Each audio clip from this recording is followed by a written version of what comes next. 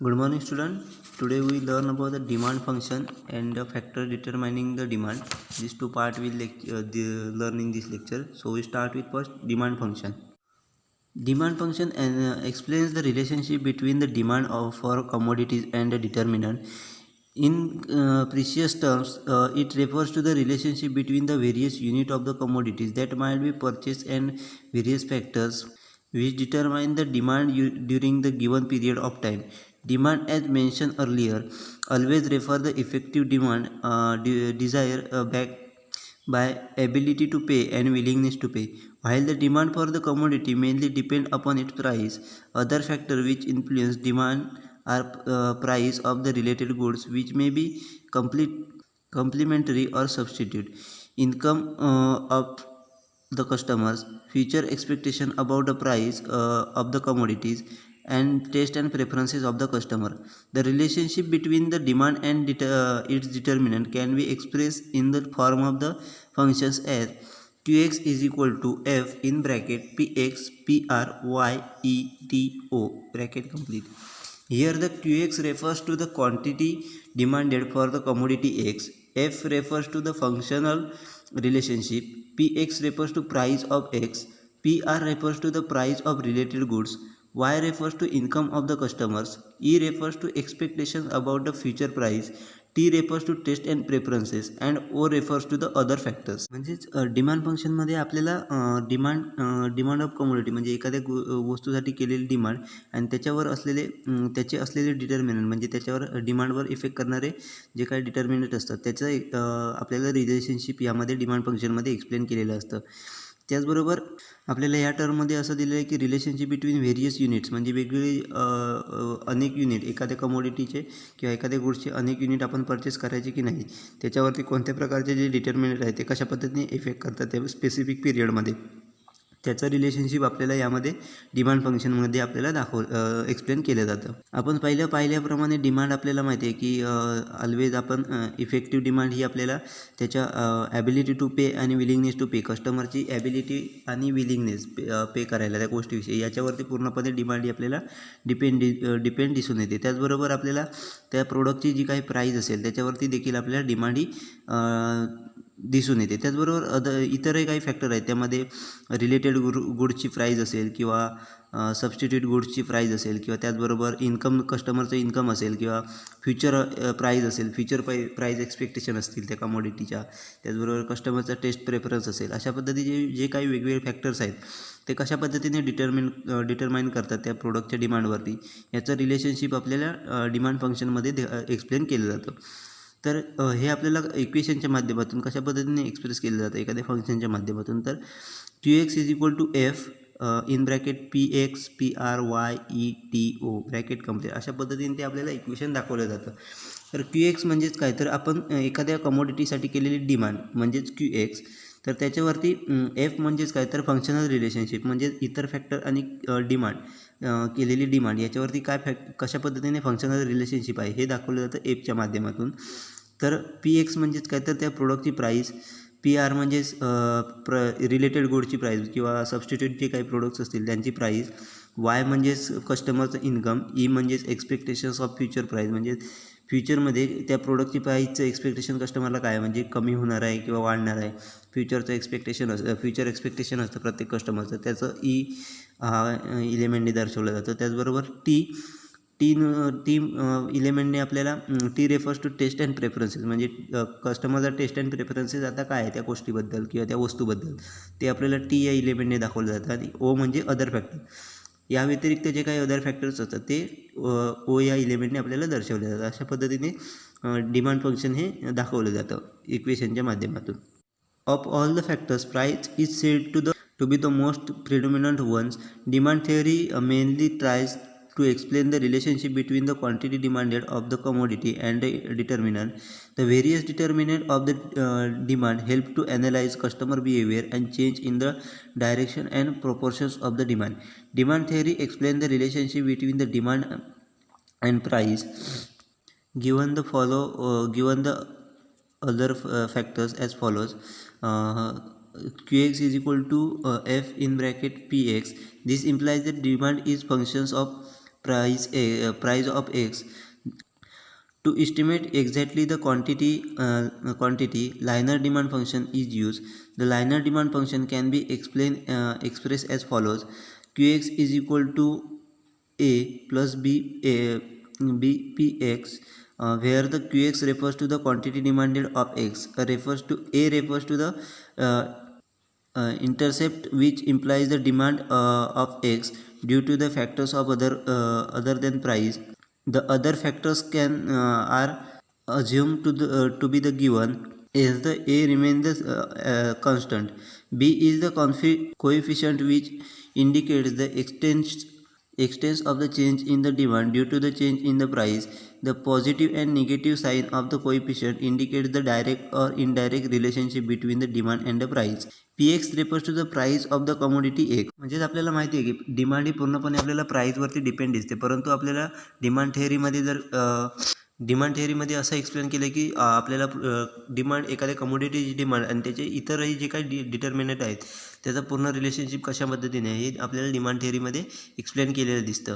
त्यामुळे demand theory आपल्याला useful असते, कारण आपल्याला एखादं कस्टमरचं बिहेवियर ॲनालाइज करायचं असेल किंवा चेंज इन डायरेक्शन किंवा प्रपोर्शन ऑफ डिमांड हे आपल्याला जर ॲनालिसिस करायचं असेल तर आपल्याला डिमांड थेअरी खूप उपयोगात येत असते. कारण डिमांड थेअरीच्या माध्यमातून आपल्याला पूर्णपणे त्याच्यावर डिटर्मिनंट कोणकोणते डिटर्मिनंट अफेक्ट करतात एखाद्या प्रोडक्टच्या डिमांडवरती, हे पूर्णपणे आपल्याला डिमांड थेअरीच्या माध्यमातून आपण आयडेंटिफाय करू शकतो.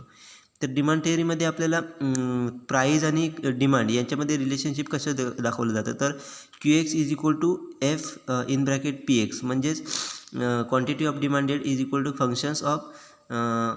Functional relationship between price of X, म्हणजे त्या प्रोडक्टची प्राईज हे कशा पद्धतीने डिमांडवरती क्वांटिटी ऑफ डिमांडवरती इफेक्ट करतं हे आपल्याला या इक्वेशनमध्ये दाखवलं जातं. परंतु आपल्याला फक्त प्राईस विचारात न घेता इतरही फॅक्टर विचारात घ्यायचे असतात, डिटर्मिनंट इतरही विचारात घ्यायचे असतात. त्याच्यासाठी आपल्याला लायनर इक्वेशनची गरज असते. मग त्याच्यामध्ये कसं दाखवलं जातं, तर Qx is equal to A plus B P X where अशा पद्धतीने आपल्याला दाखवलं जातं. त्यामध्ये Qx refers to quantity of demand, म्हणजे Qx म्हणजे क्वांटिटी ऑफ डिमांड एखाद्या प्रोडक्टची, म्हणजे एक्स म्हणजे हे प्रोडक्ट आहे त्याच्या Qx म्हणजे त्या प्रोडक्टची डिमांड. ए रेफर्स करत असतो की intercept of implement demand for x, म्हणजेच ए रेफर्स करत असतो की प्राईसपेक्षा इतर फॅक्टरमध्ये जे चेंजेस झालेले असतात त्याच्यानुसार डिमांडवरती कशा पद्धतीने इफेक्ट होतो हे आपल्याला ए फॅक्टरमधून रेफर्स केलं जातं. हा आपल्याला अज्युम केलेला असतो, म्हणजेच त्या फंक्शन्समध्ये फॅक्टर्स आपल्याला अज्युम करायचा असतो किंवा तो काही वेळेला रिमेन कॉन्स्टंट आपल्याला दिसून येतो ए फॅक्टर हा. त्याचबरोबर बी हा कोएफिशियंट असतो, तो आपल्याला असं इंडिकेट करत असतो की जेव्हा प्राईजमध्ये चेंज होतो त्यानुसार आपल्याला डिमांडमध्ये कशा पद्धतीने चेंज होतात हे आपल्याला बी फॅक्टर आपल्याला दिसून येतो. त्यामध्ये म्हणजेच प्राईजमध्ये चेंज झाल्याच्या नंतर आपल्याला डिमांडमध्ये किती प्रमाणात चेंज होणार हे बी फॅक्टर आपल्याला आयडेंटिफाय करून देत असतो. त्यामध्ये positive and negative sign of coefficient, म्हणजेच बीची पॉझिटिव्ह किंवा निगेटिव्ह कशा पद्धतीने आपल्याला आउटपुट निघेल हे आपल्याला इंडिकेट करत असतं की डायरेक्ट इनडायरेक्ट रिलेशनशिप कशा पद्धतीचं रिलेशनशिप आपल्या प्राईजवरती आपल्याला दिसून येतं. म्हणजेच कोएफिशियंटच्या पॉझिटिव्ह किंवा निगेटिव्ह साईनवरती आपल्याला पूर्णपणे दिसून येतं की प्राईज आणि डिमांड यांच्यामध्ये कशा पद्धतीचं रिलेशनशिप आहे, डायरेक्ट आहे की इनडायरेक्ट आहे हे आपल्याला दिसून येतं. यामध्ये Px रेफर्स करत असतं प्राईज ऑफ कमोडिटी, म्हणजे Px रेफर्स करत असतं की त्या एक्स प्रोडक्टची प्राईज काय आहे हे आपल्याला Pxच्या माध्यमातून दर्शवलं जातं. अशा पद्धतीने लायनर इक्वेशनच्या माध्यमातून आपण वेगवेगळे कोएफिशियंटचा यूज करून आपण प्राईजची डिमांड ॲनालिसिस करत असतो. Demand function can be explained with the help of the following examples. Let us assume the demand functions for a commodity X is given as follows: Qx is equal to 100 minus 1p. The demand for X can be calculated as follows by assuming the price of X to be rupees 10, 20, 30, 40 and 50. The solution for this equation is Qx is equal to 100 minus 1p. So price is equal to 10, therefore the Qx is equal to 100 minus 1 into 10 is equal to 90. Second is price is 20 is equal to, therefore Qx is equal to 100 minus 1 into 20 is equal to 80. Then third is price 30, therefore the product Qx is equal to 100 minus 1 into 30 is equal to 70. then price is 40 is equal therefore the qx is equal to 100 minus 1 into 40 is equal to 60. Then price is equal to 50 therefore the qx is equal to 100 minus 1 into 50 is equal to 50. By the plotting the above relationship between quantity demanded and price, the demand curve can be derived. म्हणजेच आपण demand theory आता demand function कशा पद्धतीने work करतं ते आपण आता एक्झाम्पलच्या माध्यमातून बघणार आहोत. ज्या ठिकाणी आपल्याला पहिलं इक्वेशन दिलेलं आहे ते म्हणजे Q X is equal to A plus B P X, या इक्वेशनमध्ये कशा पद्धतीने आपण प्राईस देऊन आपण करू शकतो ते आपण आता बघणार आहोत, एक्झाम्पल सॉल्व करणार आहोत. त्यामध्ये आपल्याला इथे इक्वेशन दिलेलं आहे एक्झाम्पल फॉर एक्झाम्पलमध्ये Q X is equal to 100 minus 1 P, म्हणजेच क्वांटिटी ऑफ डिमांडेडमध्ये आपल्याला कंडिशन दिली आहेत की 100 म्हणजेच इतर कमोडिटीचे जे काही इतर कमोडिटीच्या किंवा इतर डिटर्मिनंटच्या चेंजमध्ये होऊन प्राईजमध्ये जो काही इफेक्ट होईल तो आपल्याला 100 दिलेला आहे. त्यामध्ये त्याच्यानंतर कोएफिशियंटची व्हॅल्यू आपल्याला -1 दिलेली आहे आणि आपल्याला प्राईजचे व्हॅल्यू पुढे दिलेले आहेत. त्याच्यामध्ये प्राईज आपल्याला 10 रुपये, 20 रुपये, 30 रुपये, 40 रुपये आणि 50 रुपये असताना आपल्याला डिमांड किती असेल हे आपल्याला कॅल्क्युलेट करायचं आहे. तर आपल्याला सोल्युशन काढताना पुढील प्रमाणे करायचं आहे. त्यामध्ये आपल्याला इक्वेशन दिलेलं आहे Q X is equal to 100 minus 1 P, म्हणजेच आता आपण पाहिल्याप्रमाणे क्यू एक्स म्हणजेच क्वांटिटी डिमांडेड, त्याच्यानंतर 100 ही आपल्याला इतर कोइफिशियंटची व्हॅल्यू चेंज झाल्याच्यानंतर डिमांडवर होणारा इफेक्ट, आणि त्याच्यानंतर -1 हा आपल्याला प्राईजचा कोइफिशियंट दिलेला आहे, म्हणजे प्राईजमध्ये चेंज झाल्याच्यानंतर किती प्रमाणात आपल्याला डिमांडवरती चेंज होताना दिसेल तो -1 आपल्याला दिलेला आहे.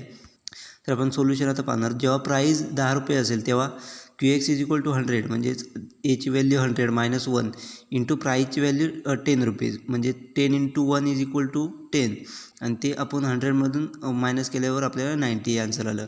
त्याच्यानंतर प्राईज 20 रुपीज झाल्याच्यानंतर तसंच 100 - 1 into 20, 20 into 1 is equal to 20 minus 100 is equal to 80. अशा पद्धतीने आपण सोल्युशन आपण आयडेंटिफाय करू शकतो. त्याचबरोबर थर्ड प्राईज दिली आहे 30 rupees, 100 - 1 into 30 is equal to 70, म्हणजेच 30 इंटू 1 इज इक्वल टू 30 आणि मायनस 100 इज इक्वल टू 70. अशा पद्धतीने त्याचबरोबर चौथी प्राईज आपल्याला दिली आहे 40 रुपीज, म्हणजेच 100 - 1 into 40, 40 into 1 is equal to 1, 40 into 1 is equal to 40 minus 100 is equal to 60. Then price 5 नंबरला प्राईज दिली आहे ती म्हणजे price 15. Q X is equal to 100 - 1 into 50, 50 into 1 is equal to 50 minus 100 is equal to 50. अशा पद्धतीने आपण हे equation आपण सॉल्व केलेलं आहे. तर आपल्याला इथे दिसून येतं की जशी आपल्याला प्राईज वाढत गेलेली दिसते तसे आपल्याला कोएफिशियंटमध्ये चेंज होऊन तशा पद्धतीने आपल्याला डिमांडवरती देखील त्याचा इफेक्ट होताना दिसतो आहे. म्हणजे जेव्हा प्राईज 10 रुपये होती तेव्हा आपल्याला डिमांड ही 90 होती, म्हणजे डिमांड जास्त होती. जशी प्राईज आपल्याला कमी होताना दिसली, म्हणजे प्राईज 20 रुपये झाली तशी डिमांड 80 झाली, प्राईज 30 रुपये झाली तशी डिमांड 70 झाली, प्राईज 40 रुपये झाल्यावर डिमांड 60 आली, प्राईज 50 रुपये आल्यावर डिमांड देखील आपल्याला 50वर आली. अशा पद्धतीने आपल्याला आपण काल डिमांड कर जो पाहिलेला होता की प्राईज वाढल्याच्यानंतर डिमांड कमी होते, प्राईज कमी झाल्याच्यानंतर डिमांड वाढते, प्राईज वाढल्याच्यानंतर डिमांड कमी होते. हा जो आपण काल कर बघितलेला होता, काल जी आपण डिमांडचा लॉ बघितलेला होता त्यानुसार आपल्याला इथे प्लॉटिंग दिसून येतं. The above example consider only two variable namely demand and price. Other determinant of the demand can also be considered, and the relationship between the demand and its determinant can be estimated. Let's consider the following example. Qx is equal to 50 minus 0.2 P plus 0.2 Y, where the Qx is the demand for the product X, 500 is the intercept, 0.2 is the price coefficient, and 0.5 is the income coefficient.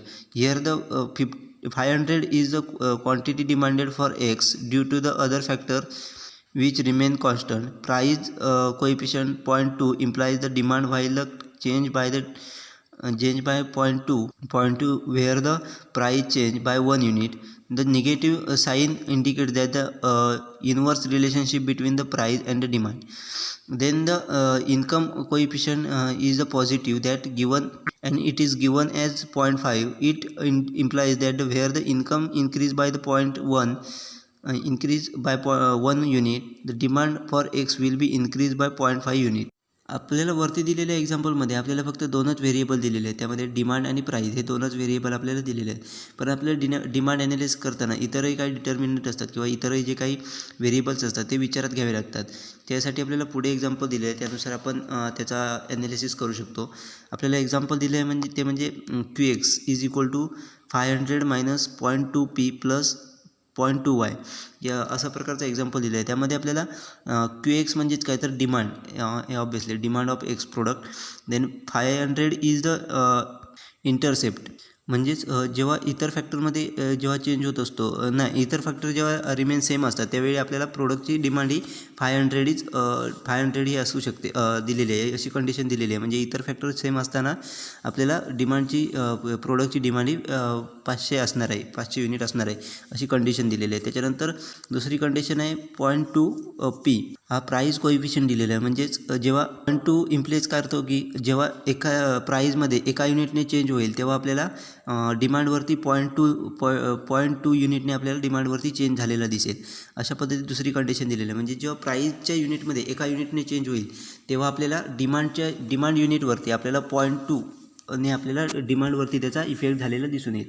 त्याच्यानंतर आपल्याला third condition दिलेली आहे ते म्हणजे plus 0.5y म्हणजेच काय तर income coefficient 0.5 हा आपल्याला इन्कम कोएफिशियंट दिलं आहे. म्हणजे वाय इन्कम आपल्याला रिफ्लेक्ट करत असतं. म्हणजेच काय तर जेव्हा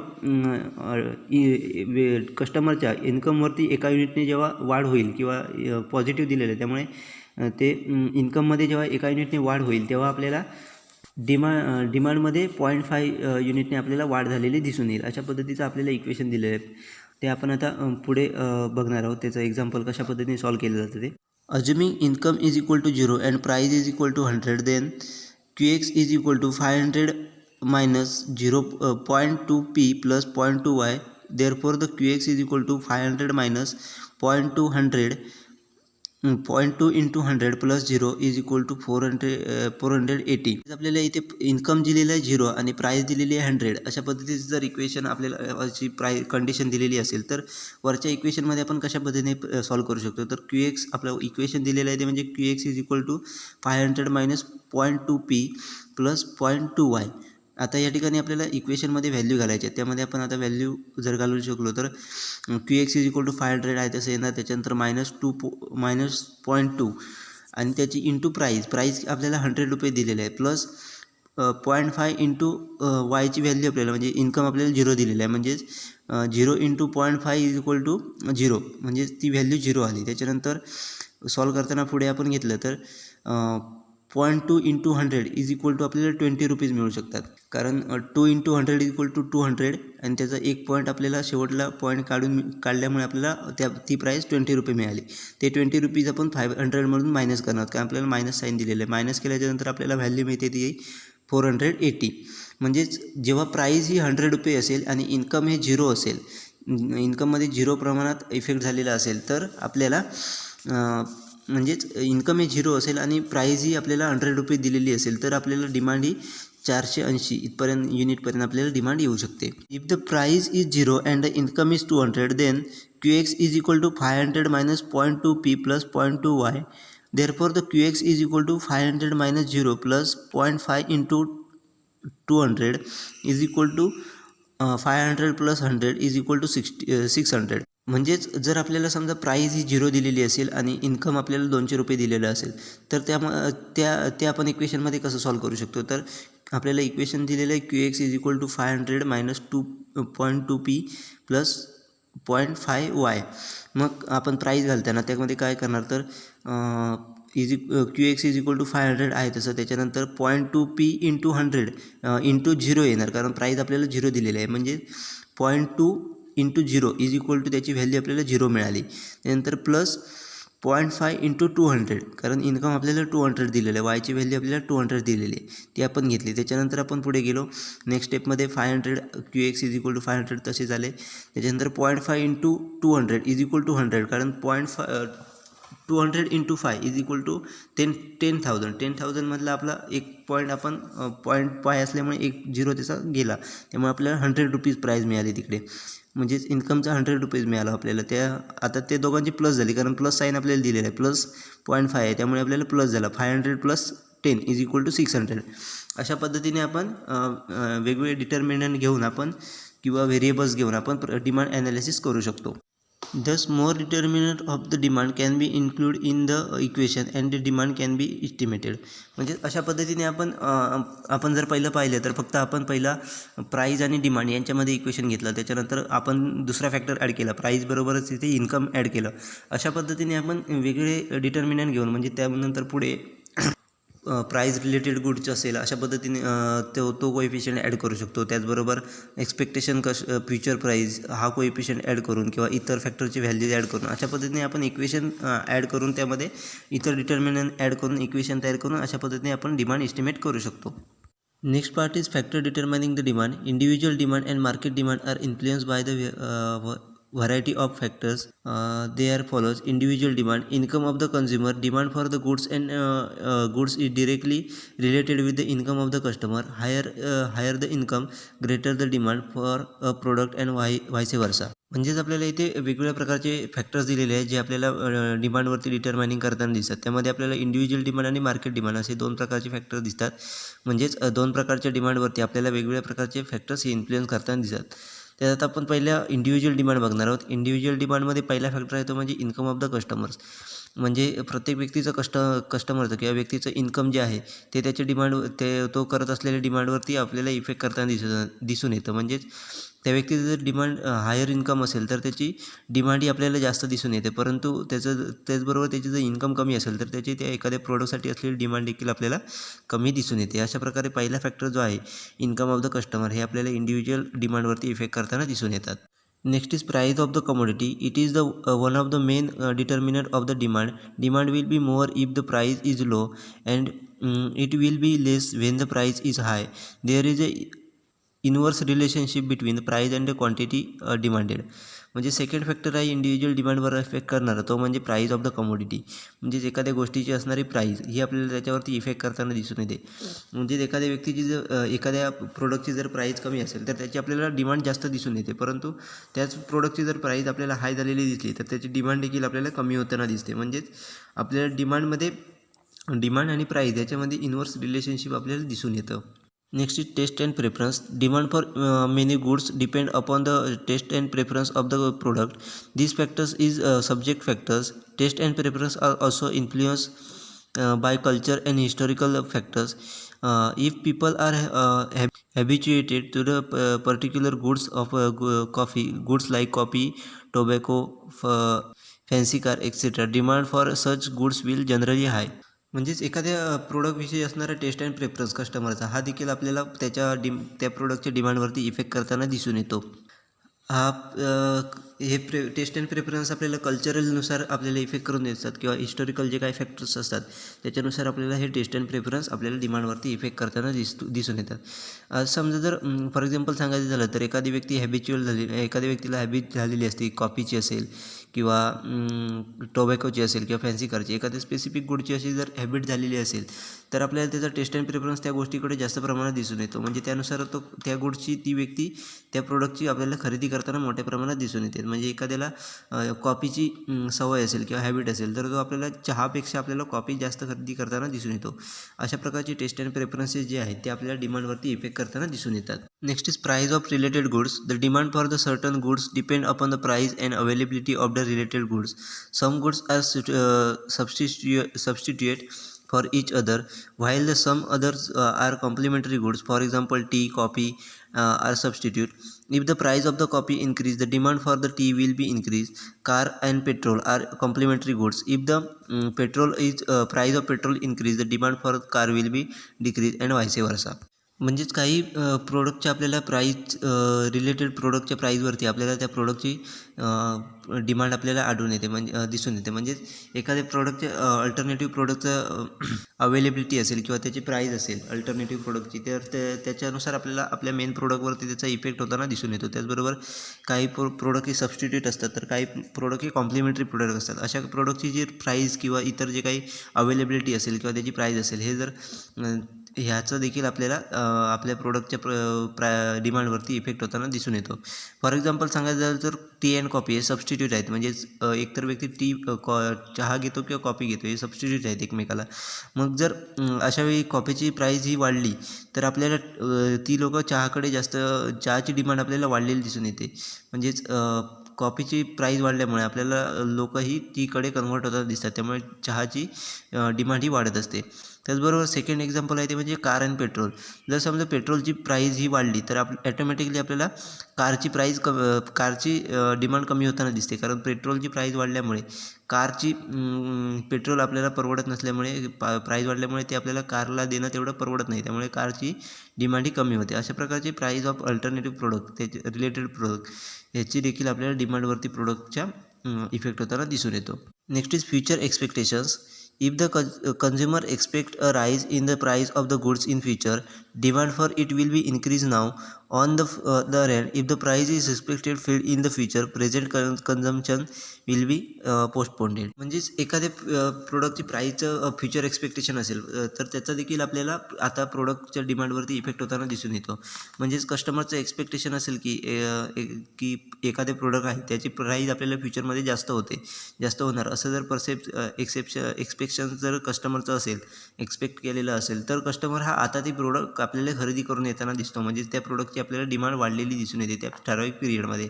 परंतु त्याच्या उलटं जर झालं, जर कस्टमरला वाटत असेल की या प्रोडक्टची प्राईस आपल्याला फ्युचरमध्ये कमी होऊ शकते, असं जर कस्टमरला वाटत असेल तर कस्टमर त्यावेळी त्या प्रोडक्टची करणारी डिमांड ही कमी होते.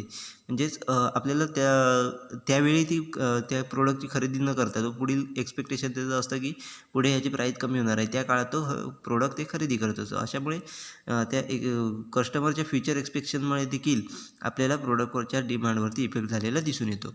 Next is effect of advertisement. Advertisement had significant impact on the consumption of the people in the modern days.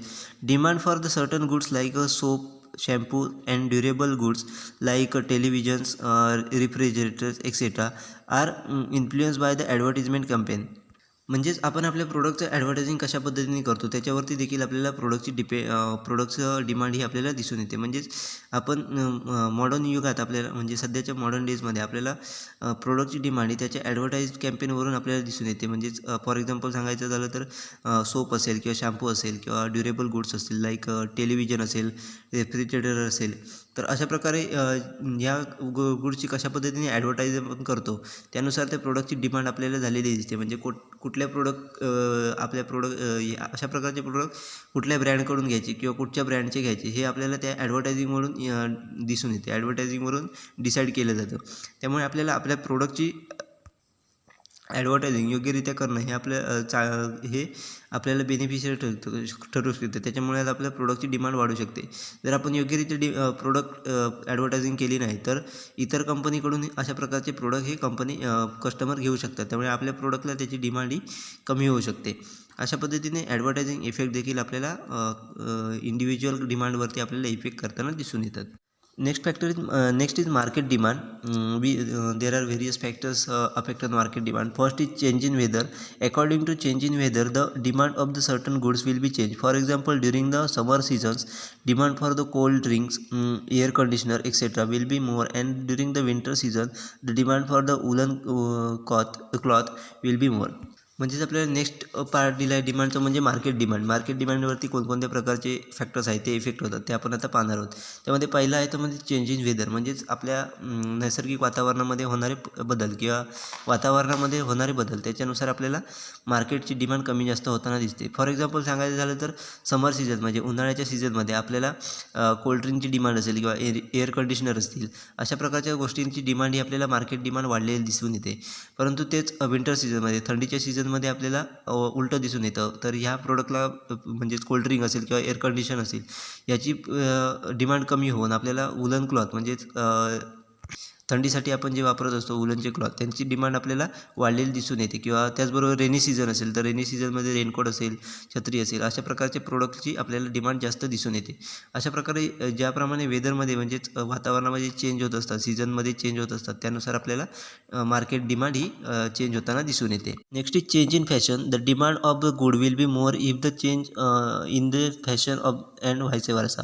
म्हणजेच एखाद्या गोष्टीची फॅशन असेल, फॅशनमध्ये चेंज झाली की त्यानुसार आपल्याला त्या प्रोडक्टच्या डिमांडवरती इफेक्ट होताना दिसून येतो. त्याचबरोबर ती फॅशन म्हणजे एखादा ट्रेंड मार्केटमध्ये चालत असेल, एखादी फॅशन मार्केटमध्ये चालत असेल तर तशा पद्धतीच्या गुड्सला आपल्याला डिमांडही दिसून येते. परंतु ती फॅशन एकदा निघून गेली की त्याच्यानंतर आपल्याला त्या प्रोडक्टची डिमांड आपल्याला कमी होताना दिसून येते. अशा प्रकारे फॅशनची देखील आपल्याला फॅशनचा देखील आपल्याला मार्केट डिमांडवरती इफेक्ट होताना दिसून येतो. Next is change in money circulation. If the supply of the money is more, the demand for the goods will be more and vice versa. म्हणजेच मनीचं सर्क्युलेशन कशा पद्धतीने होतं आहे, म्हणजेच पैशाचं सर्क्युलेशन मार्केटमध्ये कशा पद्धतीने होतं आहे त्याच्यावरती देखील मार्केट डिमांड डिपेंड असते. म्हणजेच मनीचं सर्क्युलेशन जर व्यवस्थित होत असेल, सप्लाय जर व्यवस्थितरित्या होत असेल, मोठ्या प्रमाणात होत असेल तर डिमांड देखील आपल्याला एखाद्या प्रोडक्टची डिमांड देखील आपल्याला मोठ्या प्रमाणात केली जाते. म्हणजेच मोठ्या प्रमाणात डिमांड होताना दिसून येते. परंतु जर मनी सर्क्युलेशन मार्केटमध्ये होत नसेल, पैसा जर मार्केटमध्ये फिरत नसेल, म्हणजेच मनीचा सप्लाय जो आहे तो व्यवस्थित होत नसेल, मार्केटमध्ये कमी प्रमाणात होत असेल तर त्या प्रोडक्टची आपल्याला मार्केटमध्ये वेगवेगळ्या प्रोडक्टची डिमांड ही आपल्याला कमी झालेली दिसून येते. अशा प्रकारे मनी सर्क्युलेशन हे देखील आपल्याला मार्केट डिमांडवरती इफेक्ट करताना दिसून येतं. Next is change in size of population. When the size of population increase, the demand for various goods are increase, service will be go up and vice versa. म्हणजेच आपल्याला मार्केटमधील population हे देखील आपल्याला market डिमांडवरती effect करताना दिसतं. म्हणजे specific एरियामधील जर पॉप्युलेशन ही आपल्याला वाढली, म्हणजेच एखाद्या स्पेसिफिक एरियामधली पॉप्युलेशन ही वाढली तर त्या ठिकाणी त्या वेगवेगळ्या प्रोडक्टसाठी किंवा सर्व्हिससाठी होणारी डिमांड ही आपल्याला वाढताना दिसते. परंतु त्याच ठिकाणी जर पॉप्युलेशन कमी झाली तर आपल्याला त्या ठिकाणी प्रोडक्टची डिमांड ही आपल्याला कमी होताना दिसते. म्हणजे प्रोडक्ट आणि सर्व्हिसची डिमांड ही आपल्याला कमी होताना दिसते. फॉर एक्झाम्पल सांगायचं झालं तर अर्बन एरियामध्ये आता आपल्याला पॉप्युलेशन हळूहळू वाढताना दिसते. त्यामुळे आपल्याला अर्बन किंवा अर्बन एरिया असतील त्या ठिकाणी आपल्याला पॉप्युलेशन ही मोठ्या प्रमाणात वाढताना दिसते. त्यामुळे त्या ठिकाणी मोठ्या प्रमाणात प्रोडक्टची डिमांड देखील किंवा वेगवेगळ्या सर्व्हिसेसची डिमांड ही मोठ्या प्रमाणात केली जाते. त्याचबरोबर अदर साईड बघितली तर रुरल एरियामध्ये आपल्याला पॉप्युलेशन ही कमी होताना दिसते हळूहळू. त्यामुळे त्या ठिकाणी लागणाऱ्या वेगवेगळ्या सर्व्हिसेस असतील किंवा वेगवेगळे प्रोडक्ट्स असतील त्याची डिमांड आपल्याला कमी होताना दिसते. अशा प्रकारे प्रत्येक एरियाच्या पॉप्युलेशननुसार, साईज ऑफ पॉप्युलेशननुसार देखील आपल्याला मार्केट डिमांडमध्ये चेंज होताना दिसून येतात. Next is technological changes. Better technology and new innovation will be lead to the product of new goods and services. They will replace the old goods, for example TV sets in replacing radios, computer replacing the typewriters etc. Hence the demand for new goods will be increases. म्हणजे technological changes ज्याप्रमाणे होत असतात त्यानुसार आपल्याला market demand ही आपल्याला कमी जास्त होताना दिसून येते. म्हणजे टेक्नॉलॉजीमध्ये चांगल्या प्रकारे जर बदल होत असेल, इम्प्रूव्हमेंट होत असेल किंवा न्यू इनोव्हेशन येत असतील तर आपल्याला त्या प्रोडक्टमध्ये आपल्याला चेंज होताना दिसून येतो. फॉर एक्झाम्पल सांगायचं झालं तर आपल्याला टेक्नॉलॉजी इम्प्रूव्हमेंट म्हणजे इनोव्हेशननुसार आपल्याला टी व्ही हा प्रोडक्ट तयार झाला. मग त्यानुसार टी व्हीची डिमांड ही वाढत गेली. परंतु त्याचबरोबर रेडिओची डिमांड ही आपल्याला कमी होताना दिसून आली. त्याचबरोबर सेकंड एक्झाम्पल म्हणजे कम्प्युटरचा शोध लागल्याच्यानंतर कम्प्युटरची डिमांड वाढत गेली. परंतु टाईपरायटरची डिमांड ही आपल्याला कमी होताना दिसते. अशा पद्धतीने टेक्नॉलॉजिकल जे चेंजेस होत असतात त्यानुसार आपल्याला प्रोडक्टची डिमांड ही आपल्याला कमी जास्त होताना दिसून येते. थर्ड एक्झाम्पल घ्यायचं झालं तर स्मार्टफोन आणि कीपॅडवाल्या फोनला पहिली डिमांड होती. परंतु आता स्मार्टफोन आल्यामुळे आपल्याला त्या कीपॅडच्या मोबाईलची डिमांड आपल्याला मोठ्या प्रमाणात कमी होताना दिसते. परंतु स्मार्टफोनची डिमांड ही आपल्याला मोठ्या प्रमाणात आता मार्केटमध्ये दिसून येते. अशा प्रकारे टेक्नॉलॉजीमध्ये जे चेंज होत असतात त्यानुसार आपल्याला मार्केटमध्ये डिमांड ही कमी जास्त होताना दिसून येते. Next is discovery of cheap substitute. Availability of new substitute will effect on the demand of certain goods. For example the supply of polythene bag affect on demand on jet bag.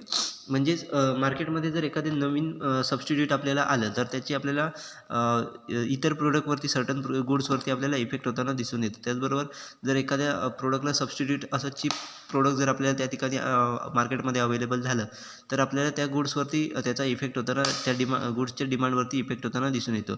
म्हणजे for example सांगायचं झालं तर polythene bag आल्यामुळे आपल्याला jet बॅगची demand ही कमी होताना दिसून येते. त्याच्यावरती जेट बॅगच्या डिमांडवरती आपल्याला इफेक्ट होताना दिसून आला. अशा प्रकारचे जे काही वेगवेगळ्या प्रकारचे चीप सबस्टिट्यूट मार्केटमध्ये येत असतात त्याच्यामुळे आपल्याला प्रोडक्टवरती किंवा मार्केट डिमांडवरती आपल्याला इफेक्ट होताना त्याचा दिसून येतो. Next is advertisement effect. The demand for various goods is significantly influenced by the advertisement at present. Presented campaign will influence the customer and increase the demand for the such goods. म्हणजेच advertisement effect देखील आपल्याला goods market डिमांडवरती effect करताना दिसून येतो. म्हणजेच आपण market प्रोडक्टचं कशा पद्धतीने कॅम्पेन करतो आहे, ॲडव्हर्टाइजमेंट कॅम्पेन कशा पद्धतीने करतो आहे, त्या प्रोडक्टचं प्रमोशन कशा पद्धतीने करतो आहे, त्याचा आपल्याला डिरेक्टली त्या प्रोडक्टच्या डिमांडवरती आपल्याला पूर्णपणे इफेक्ट होताना दिसून येतो. त्यामुळे कस्टमर जर इन्फ्लुएन्स झाले किंवा त्या कॅम्पेनमुळे जर इन्फ्लुएन्स झाले तरच ते आपल्या प्रोडक्ट खरेदी करू शकतात. जर त्यांना इन्फ्लुएन्स झाले, ते सॅटिस्फाय झाले नाही, तर ते प्रोडक्ट मार्केटमधून खरेदी करणार नाही. त्याचा इफेक्ट आपल्याला मार्केट डिमांडवरती आपल्याला दिसून येतो.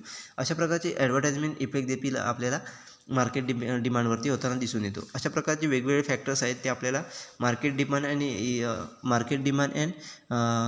इंडिव्हिज्युअल डिमांडवरती अफेक्ट करताना दिसून येतात.